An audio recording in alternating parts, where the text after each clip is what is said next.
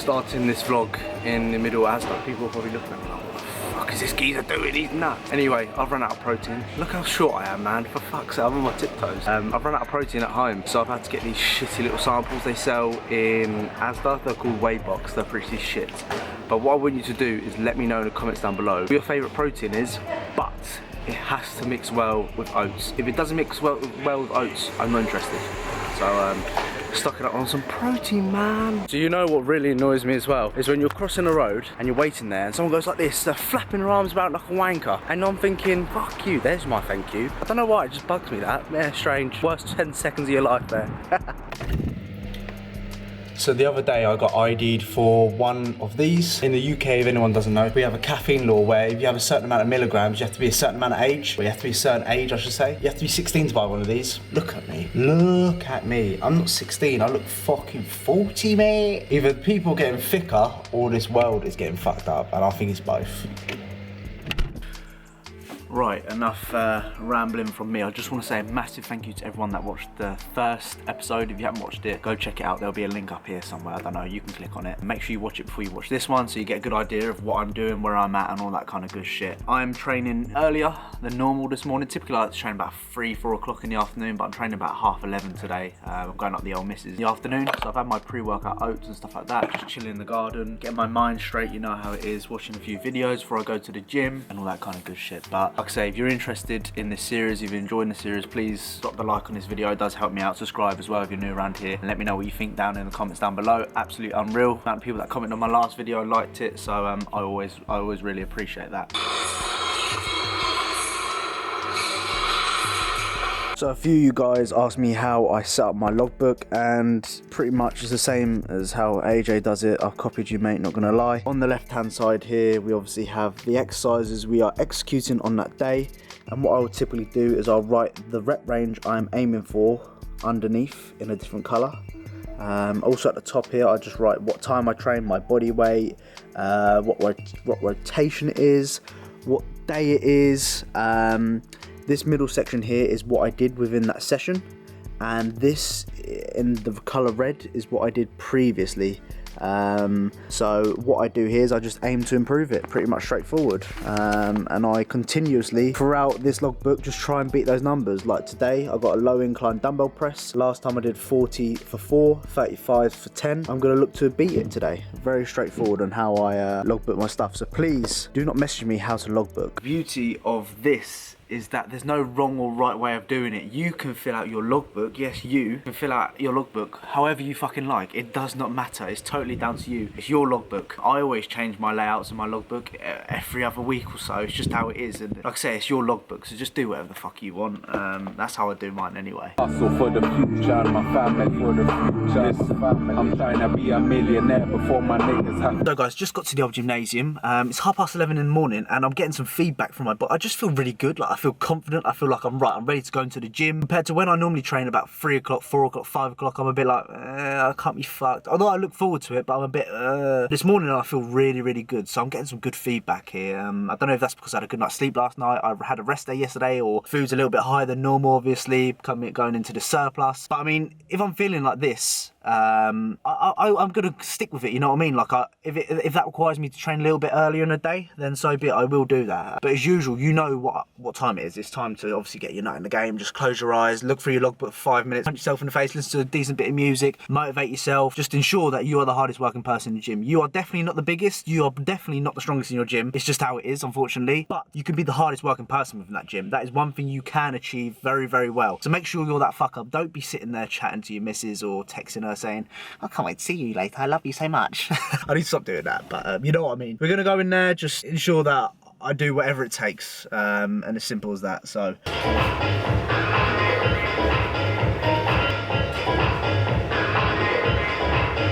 So a lot of people like to start the chest routine or push routine with activation of like a pec fly for the chest, which is great, don't get me wrong, it works for you, keep doing it. But for me, I like to start off with a kind of hammer strength chest press or a chest press variation, and just focus on contracting that chest, focus on contraction of the scapula, compression of the shoulders, shoulders back, chest up. Just practice what I'm going into. So my main compound obviously for today is a chest press variation, and I feel like a pec fly is just for me it just goes against what I am trying to achieve. But don't get me wrong, that's my opinion. If it works for you, or chest flies or whatever, to activate the chest, then keep doing it. But for me, I like to start on the old hammer strength chest press. Just a couple of sets, just to warm up, get some blood flow going.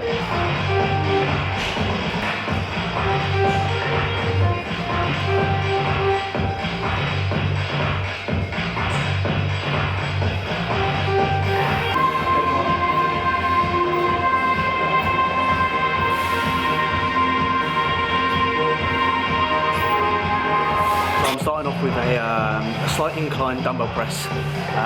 If you've been following me for a while, I've had a bit of bicep tendonitis. The shoulder joint is really struggling in regards to pressing, it's really hurting. But what I found is that any higher on an incline, it kind of aggravates my shoulder quite a lot. But this kind of low incline still activates my upper pec quite a lot. And less aggro on my bicep tendon, which is good, which is great.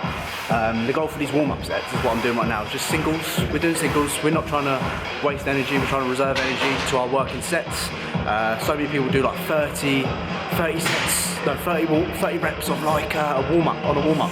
You're taking away from your pressing, 100%. You will take away from your pressing. Start doing 1 or 2 reps on each weight as you go up. You'll find that you'll have a lot more energy when it comes to your working sets. Little tip from me, but again, do what the fuck you want to do. I don't care. 2 sets of the low incline dumbbell done. Now we're moving on to that hammer strength shoulder press. My biggest tip when it comes to pressing is just imagine bringing your front delt as close to your ear as possible. Pretty much that's the best tip I can give you. Don't fluff about with it. Don't fucking start going all over the place with your pressing. Just ensure that your eccentrics are pretty much spot on. Find the balance between good eccentrics and power, like I spoke about in the previous video. And just imagine bringing this front delt here as close to your ear as possible. Very straightforward. Let's go. Let's go.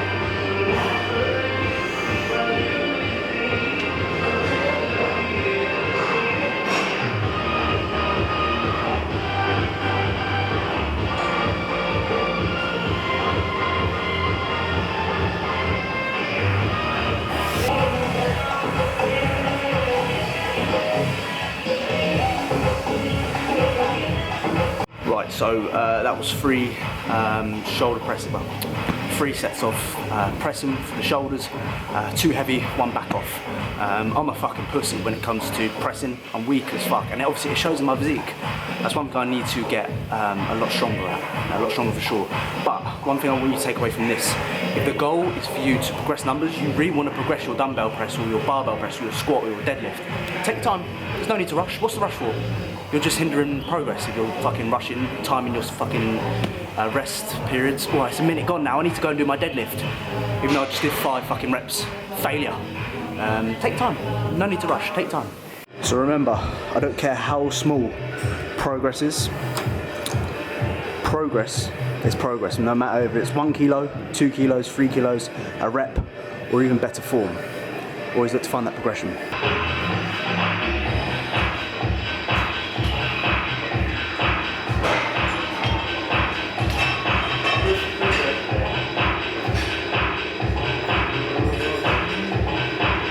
Three sets on that hammer strength machine. My biggest tip when it comes to any kind of pressing movement on a hammer strength or pin loaded machine is to ensure that you're retracting the scapula, depressing the shoulders, and using your lats as a pressing tool.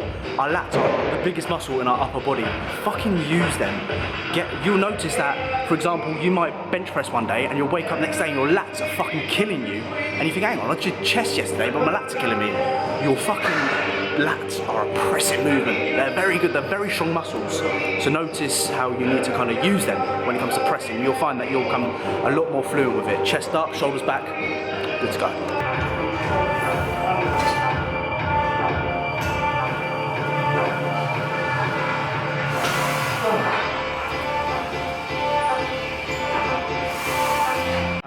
That was a total of 11 working sets, the total for my compound movements on my push.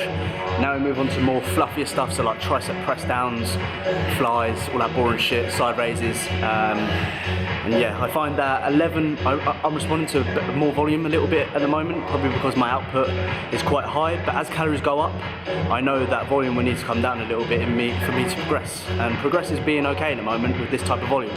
So I'm not going to change anything just yet, but eventually I know changes will have to occur. But again, that's all from feedback from the logbook, how you feel, recovery, and all that kind of good shit. So on to fluffy, boring shit now, which no one really cares about. Very good session, very, very good. Happy with that. Happy with everything. On the isolations, I did 2 sets for each, 12 to 15. My thought process is, do we really need to increase numbers on isolation? Yes, I think you do over a period of time, but don't be expecting to add like 5 kilos on an isolation or 5 rep PB on an isolation. It's just not gonna happen. Focus on blood work, focus on contracting, focus on what an isolation does. An isolation is completely different to a compound, so just keep that in mind. Over time, you want to be increasing your isolations, but the accuracy of the execution needs to be on point. But yeah, that was a really good session. 2 sets of isolations and like 9 sets, 11 sets or whatever it was on compounds. Pretty good. I feel good. Did a little bit of cardio afterwards. Time to get home and eat now because I'm fucking starving. And as usual, I chat a load of shit. Let's go.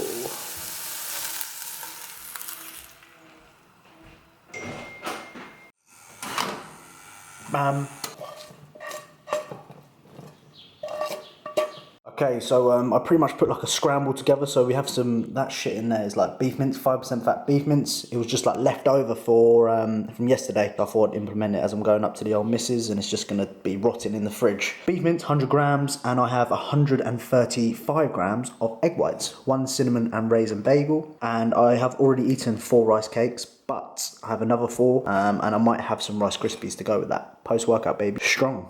Never tasted this, and we'll squirt a little bit of ketchup on it though first. So let's actually give this a taste test, because I'm honest with you, I see Chris Jones do like turkey mince and pump chasers, but I'm not him and he's not me, so yeah, I don't know if I'll like this, but taste test. That's fucking hell, that is actually really good. Tastes like a burger, sort of, with an egg on it. A little bit. A little bit too extreme then, but that, my friends, give it a go. Scrambled with some sort of mince with a scrambled egg or egg whites or whatever you want to do. Absolutely peng, rate that. Right, on the way to the old, driving up to the old missus house. She lives about an hour away from me, so it's quite a little bit of a drive, but you know, it's so worth it, man. Like, we're so happy together and we love each other. Got me well, I drunk it, but I did have my Pepsi Max, of course, peng. I like drinking out of a can. A lot of people like the old bottle, but I love a good old can. Quick stop off in Luton because, I don't know if you can see that, because look after your woman. Look after your woman. Now, people like, George, you little bitch boy. What are you doing? Spending all your money on your missus? Listen, it's £3. Look after your missus, alright? Treat her well. And the best way to treat her is food. They love a bit of food, trust me. Whoa, whoa, whoa.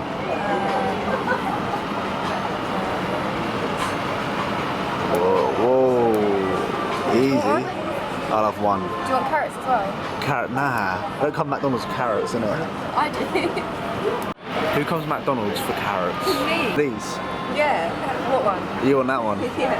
Cheese! So guys, next morning, my biggest tip, if you have a missus, don't get fat. It's so easy to get fat, eat junk food, but stick to your guns. Now people will be like, George, you're bulking, you can let your hair down a little bit, you can enjoy food. Just because you're bulking doesn't mean you need to be eating shit. Doesn't mean there's no structure. There still is a structure. So I'm doing my consistency with my asparagus and my eggs.